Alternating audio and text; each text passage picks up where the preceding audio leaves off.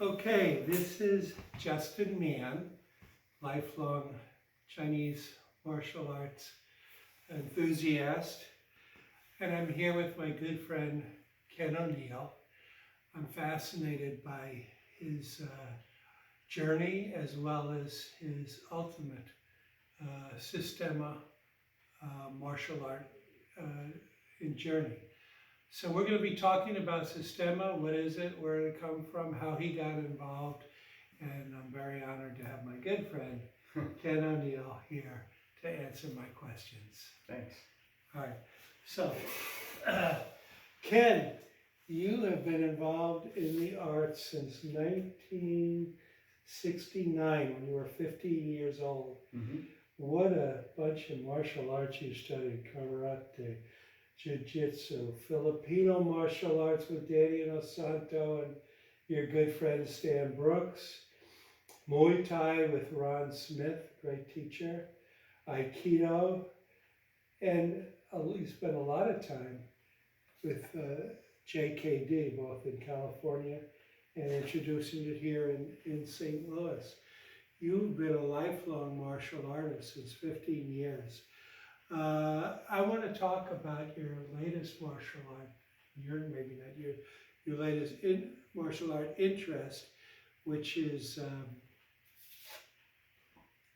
Systema. You teach that where? I saw one of your classes out in the park, Mm-hmm. in Forest Park near the art museum. And you have this wonderful basement where you can also teach. How do people get a hold of you? Well, typically this is how. A lot of folks will find me on Facebook. My name is Ken, K-E-N, O'Neill, O-N-E-I-L-L. They can find me there. And here is my email address and phone number right there to find us. We are now the school here in St. Louis. And my understanding right now, I think we're the only one in the state of Missouri at this current time. I believe there was another one in Kansas City a few years back. So we're here, which is, we've actually basically kind of been here for 10 years. But, yes, there was a school in the city, and I already had a group of students from JKD that I was training. And one of my old students, going back to the 80s, whose picture happens to be on that poster around the corner, Bill Thomas. Yes. And Bill actually started studying Systema in Moscow on a Spetsnaz Really? base. Yes, in 2001. Now, is that the gentleman you interviewed on that's on YouTube? Yes. Okay. That's him. Yeah, that's Bill. Right. So this is funny turnabout, right? So Bill was my student back in the 80s when I was the general manager and the only full-time instructor at the California Martial Arts Academy here in St. Louis. And so, you know, over decades going by and us not seeing each other for a while, we ran into each other during a real estate potential deal, a building I owned that he was interested in buying. It was a house attached to a big commercial space. And he goes, "Is this your place?" And I said, "Yeah, this is my place." And he goes, "Oh, well, that's weird. That's great." He goes, "I may want to buy your place and do this martial art that I went overseas to study." And I'm like, "What?" You know, and that sort of kicked it off. And then we lost touch with each other again for years because Bill's a medical tech and he is at a very high level as far as being quite expert on keeping kidney dialysis machines running and a lot of other medical equipment in the BJC system and, you know, doing upgrades, et cetera, et cetera, et cetera. So he works a lot. Ken, let me talk a little bit about Systema and then we'll come back. Okay. Because I'm very interested in what it was like for you going from JKD to Systema. Mm-hmm. Now, I have found some minor confusion about the origin of Systema. Sure. At one point in time, which seems like everybody does, I remember the Koreans talking about how their Taekwondo came from the past, when it was clear it came from Japan, Mm-hmm. but they didn't want to admit it. Sure. The legendary origin of Systema is from the Cossacks. These are guys who rode horses. I don't think there's any proof of them having studied Systema? Well, you have to realize that Systema, as a named art, didn't exist in those days. It started to get well known in the 1990s after the breakup of the Soviet Union. And as a matter of fact, there's quite a number of different Systema Yes, branches. organizations Correct. under the various teachers. Mm-hmm. You study under Vladimir, is that right? Vladimir Vasiliev, whose teacher is actually Mikhail Ryabko, who, The heavyset guy? yes, I thought they were separate. no, No, they are. that's Vladimir's teacher.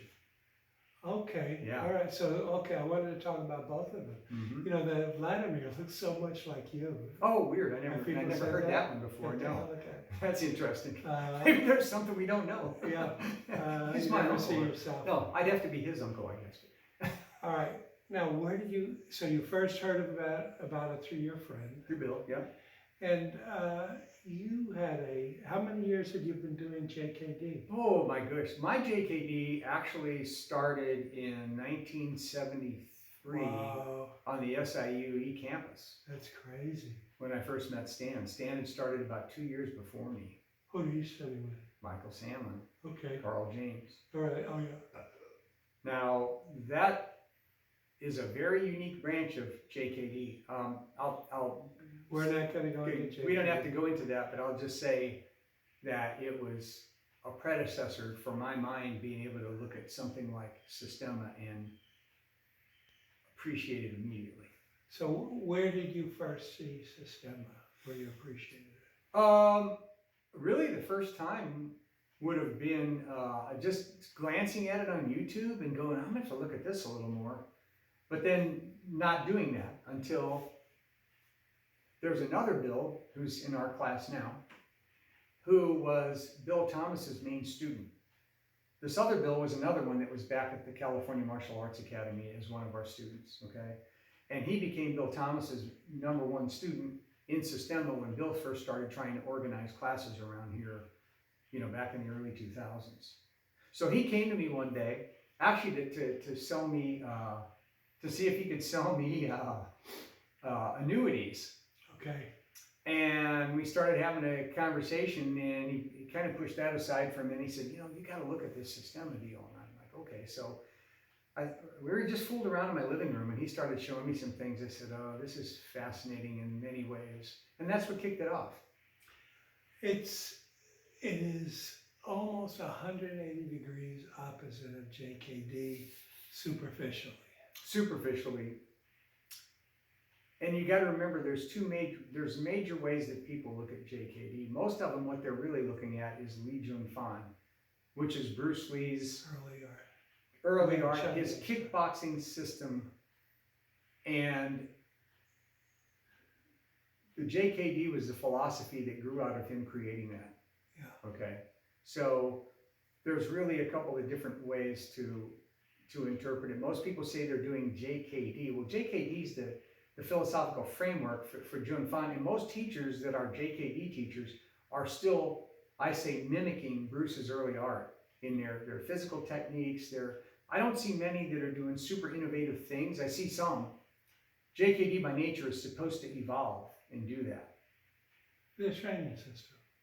Yeah, it's a philosophical conceptual approach to training, which is a methodology for synthesizing, for integrating. And that's what I see this is. You haven't convinced me there's a connection. The connection is just philosophical. looking at, philosophically. Philosophically, not in any other The way. philosophical aspects remind me so much of Aikido and Tai Chi. So, well, at least Hanyo and Tai Chi. It's a big emphasis on spiritual, mental, and the thought that one of the principles is not causing harm is just mind-blowing. But then when you see how the applications develop, you realize it's not confrontational in any way. It's really blending or integrating. Yeah, and as you noted, there are other lineages of this art that are still practiced in ways that are very much about taking people out right here, right now. You know, extreme military application. Well, we looked at something on YouTube. Mhm. I forget the name of it. Yes. It was, That old video is, it's called Systema History, and then specnaz.com. Spetsnaz, yeah. No, .combat. Mhm. And that showed what when do you think that was filmed? I don't remember exactly. I saw that video a long time ago. It But- showed purportedly Spetsnaz soldiers practicing the art Mhm. in a very practical way. Yeah, right. See, so that's the root. In fact, Mikhail Rabko actually retired as a Spetsnaz general. Really? Yes, and he still lives in Moscow. When Bill trained And with he him, said his father was the bodyguard for. well, no. My understanding is that the family that he grew up in Yeah. has a family history and a family lineage of having been bodyguards. And my understanding is with a lot of mostly the core of this art from before it was even named, as it evolved over centuries, was not out there in the public eye so much. And it was an art that was developed to get people to a very high level at being able to be bodyguards and to protect other people.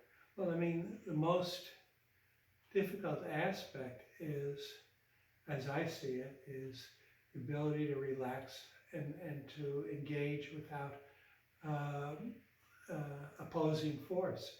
And that's something that doesn't come easily. As a matter of fact, when you think about people studying the martial arts for self-defense or whatever, the last thing they're concerned about is the welfare of their opponent, or even their own welfare to a certain extent. Frequently that's the case, yeah.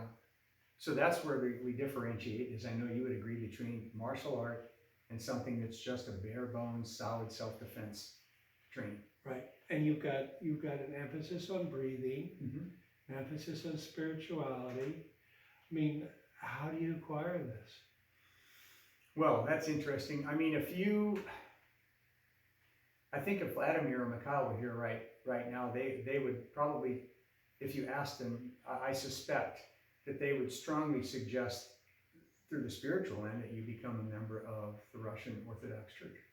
And you know, that's funny, not funny, haha, funny, interesting. Mm-hmm. Just about every unique martial art in some way or another is associated with some spiritual discipline. So if we look at Aikido, you've got Shintoism. Mm-hmm. I mean, that was an important part of Aikido, the sounds. Sure. But it's not really often taught or expressed. Mm-hmm. I like that book, The Art of Peace. You've got Tai Chi with probably with the Taoism. You've got Kali Eskrima with their belief system. You've got Capoeira and Candomblé. Most national martial arts have some association with some spiritual resource, and it becomes an important part of it, which we in America immediately get rid of because we don't believe in anything like that. Unfortunately, that is the case a lot. I real quickly, I think, except for the Asian-based arts that come here with a strong emphasis on maintaining their base, their tradition, immediately, if that doesn't happen, it turns into combat sport, which is just another way of saying what you just said, I believe. But there are, as you know, especially Chinese arts, Japanese arts, the really good teachers that are teaching those arts still make that a huge part of it, you know, and they don't insist that you go out and become a Buddhist or become Well, it Shinto. seems like it's disappearing as Seems to be. mercantilism. Just like in Systema, you're not required to become Russian Orthodox, but Would it help? my understanding is that for certain, let's say maybe almost secret aspects that I'm aware of, I'm told that it certainly could help. Have you been to an Eastern? Not yet. There's only one. They in stand up. They for stand 3 up. Yes. hours. No sitting. Yes. It's yeah. My understanding is a lot of the breath exercises that we have that go way back were done in the monasteries to preserve the health of the monks. That some of the sounds reasonable, Mm-hmm. because I think some of that is also true about the Tibetan religious Buddhist monasteries. Mm-hmm. Well, certainly breath has to be conserved and used in such a way as to maintain one's own sense of balance and calm and relax, which is almost impossible to do when you're fighting somebody. Yeah. Mm-hmm. There isn't much discussion of it in Western martial arts like boxing or jiu-jitsu or Other than exhale when you get hit. That's about all anybody told us. So do they have breathing exercises? Oh my goodness, yes. You can practice these on your own. We do them on our own, and we kick off almost every class. Even the most basic warm-ups they're somatic in the sense that the breath work is I'm going to say 90% of it at least is always connected to movement. Movement is life. Mm-hmm. It's connected to movement, and to immediately use a process to learn where you're holding tension in your body unnecessarily, and to use the breath to release that tension. Yeah, I remember one Qigong guy, he would start with areas of identifiable tension and then envision them like initially as ice, and using the mind to reduce it to water. That's great. And then to allow it to dissipate. Mm-hmm. We breathe in and out through the tension. So we breathe in and gather it and exhale it. That's one of the imagery principles that we use. Breathing it and run that by me again. So say a lot of times we'll start off just doing a simple walking and breath exercise, and what we're doing is we're modulating the breath, and while we're doing that, we're identifying where we feel tension in our body. We're looking for it. We're scanning ourselves for it. Okay. Then we might sit down and we'll start doing push-ups, because push-ups will bring the tension up really quick. So you use the push-ups as an exercise to actually, a lot of times, to actually create the tension, so that you can practice locating which muscle groups you feel the tension in, breathe in and gather up that tension with your breath, and then with the exhale, release the tension. Sounds right. I saw them doing the push-ups. A lot of push-ups, squats, sit-ups, and leg raises. They also happen to be good core, full body calisthenic work. So you're getting, Systema almost has nothing that doesn't have 2 or 3 purposes when you do it. Even the basic push-up is perfect structural development for punching. Yeah. That's an example. Yeah. And so a normal class would normally consider, I watched one of your classes. Mm-hmm. You have so many 2-person exercises, but is there a structure for a class? Do you do breathing first and then warm-up exercises and then 2-person exercises? Typically, but just as all the training in it is a metaphor for stepping out on the street where everything's unpredictable. Not every class is started exactly the same way. I scan the class and I figure out, do we need to do a lot of joint loosening and breathing exercises first, or should we go right into it and maybe insert those halfway through? Yeah. I'll see tension building in class, and then all of a sudden I'll say, everybody on your back. Yeah, and we do progressive muscle relaxation, which is a huge part of the art. We tense and release and use breath and tense each body part as you move down. Get rid of the tension. And resume. That's so similar to the Hunyuan Tai Chi, where they do these silk rolling exercises, and every part of the body, in one way or another, has to achieve a certain amount of freedom, rotational ability, but still connect. Everything has to be connected. There you go. Is the movements in, let's say, the striking movements in Systema similar or different from other methods of striking that you've practiced? Because the Tai Chi also recommends keeping things relaxed until contact, and then there's a kind selective tension, right? Yeah, right at the end. Yeah, exactly. Because if it's tense on the way there, right. Oh, you're blowing energy. Well, the way you're slowing it up. has the saying for it: release force early, the force is in the arm. There you go. Release force late, the force is in the arm. I think principles that are the most proven seem to cross arts and cross cultures. People discover the same things over time. But your punch is so unique and different. I can't compare it to any other martial art. that one where you just kind of use a Oh, yeah. 45-degree angle It's very different. Now, or 90 degree. the reason for that would be something that would be so opposite in Wing Chun, because how we used to line up and use that straight blast a lot. The idea with a lot of the Systema striking is you don't want the energy blowback back up through your arm. Right. And that's why when we just learning to receive strikes and we punch each other, we're working on depth, we're working on getting energy into organs, and it's not to damage them. Of course. A lot of times it's really to create better health for the guy we're striking. I know that sounds crazy, right? Yeah. But we're giving the guy an organ massage. It's true, we're giving him an organ massage. Now, you watch Mikhail, you watch Vladimir, and some of the other really advanced guys of Systema, they can bring out specific emotional, energetic releases based on where they strike and how deep they go. You know how this sounds, right? I do. That's why a lot of people watch Systema videos and they go, what is this goofy, weird stuff? You know, I don't get it. Ron Smith looked at it and he said, I can see it's real, but I don't understand what I'm looking at. Yeah, it's I think so that would different. Well, even on the YouTube, I see there's a lot of martial artists who have taken the opportunity to take a class and participate in demonstration, and they're all believers afterwards. Yes. But I had the same reaction looking at it. I said, what? You know, is this Tai Chi or Aikido? What are they doing here? I get it. I'm not saying I could do it, but the idea that, the unique idea that you don't have to engage in a test of strength is not very easy to accomplish in a real life situation. It's training, you know. It's the whole idea that it's a martial art, and it's really a philosophical approach to training, and the whole idea is it's all metaphor for dealing with your daily life. Really, I mean, just like you guys, you know, you know, it really is. I mean, it's not just a self-defense system by any means.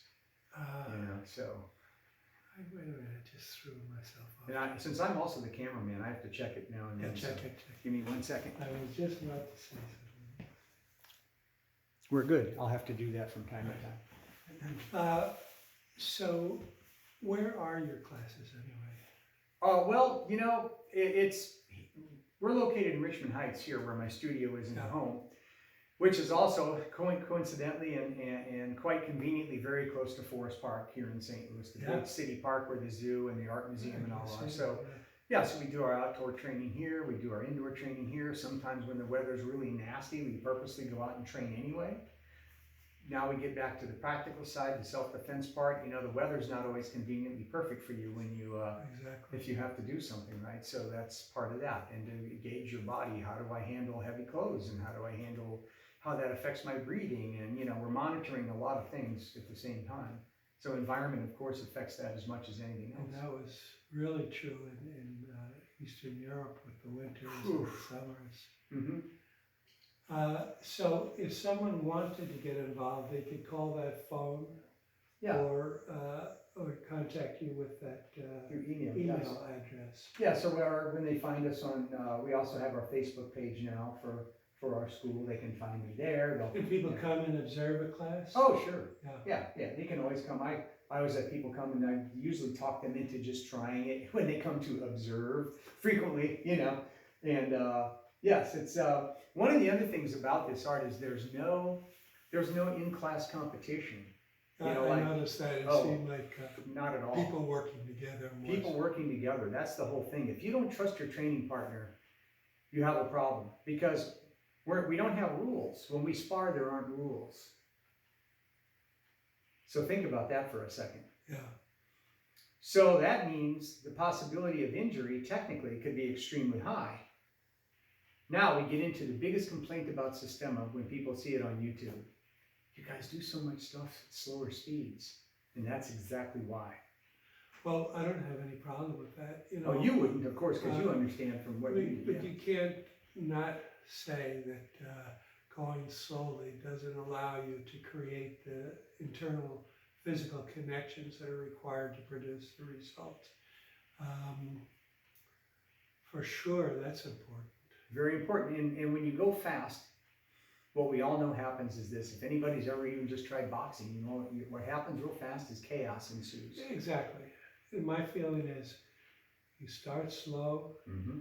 you get to know each other, you start increasing the level of contact and the level of Exactly. technique, and gradually your art develops, and ultimately your art should be your personal art. Correct. Exactly. Yeah. See, so you do a lot of slow work, and then you go really fast. And then when you're going fast, if you've been doing the slow work, it still seems like you're in the going slow context, but somebody outside will be looking and saying, oh my God, somebody's gonna get hurt. Now, you just basically indirectly almost quoted Vladimir. He says, slower is faster. That's what Master Funk says. There you go, see? So a lot of folks don't get that, but if you do the training, you get it, and then you see the value. You can't, case in point, I know he was, Vladimir was asked to do a photo shoot for, I think, the first time that they featured him in Black Belt Magazine. And they had him, I don't know what he did, a takedown or a knife disarm or whatever, and they said, can you do that again the same way? And he says, I don't know what I did. This is about being spontaneous and flow. It's flow. And that's, you know, that I find that that's the level that I've grown into, is the ability to blend with my, I'll call him my partner, and to respond naturally. You have to think, what kata did I just use? Move it from there. You're in big trouble. Right, exactly. But at the same time, it's difficult to achieve that without beginning by practicing relaxation, slow adaptation. Exactly. And then that continues. Then you build new possibilities, right? Yeah, and you never know. I mean, there's always something unique or interesting about every physical situation that can be studied or replayed or redone. But the key is to improve your own art so that it's effortless and natural, I guess. And naturalness seems to be a key word in the system. Yes, it is. It's a keyword because, you know, the idea being that when you do things in patterns and you have rules, the rules partly create the patterns because, say, in boxing, I'm not going to go boom and blast you in the lower part, inner part of your thigh and drop you. For one thing, it wouldn't work with a glove on, Right. and it's not in the rules. Yeah. I also can't do a quick, sneaky little push or kick to the inner part of your leg if we're doing boxing. So you eliminate so many possibilities. And as soon as you put that giant pillow on your hand, well, now you can't use this configuration. You can't, you take away, 90% of the tools, plus your sensitivity's gone, right? You can't feel anything. Do you guys use sensitivity training exercises? Oh, tons. Yeah? Tons. Think of thinking of push hands from Tai Chi and thinking of Chi Sao from Wing Chun. But think of the same exact principles applied from head to foot. Yes. No, I agree with you 100%.